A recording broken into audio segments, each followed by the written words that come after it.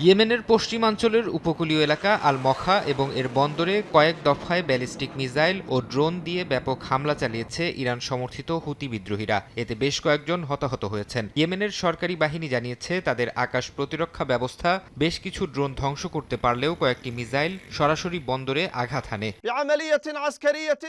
হুতির মুখপাত্র দাবি করেছেন, সৌদি সমর্থিত সেনাদের উপস্থিতি বৃদ্ধি, অস্ত্রাগার নির্মাণ এবং ইয়েমেনের ওপর দীর্ঘদিন ধরে চলা অবরোধের জবাবেই তারা এই পাল্টা আঘাত এনেছেন। শুধু আল মখা নয়, আল খোখা অঞ্চলেও হামলার খবর পাওয়া গেছে।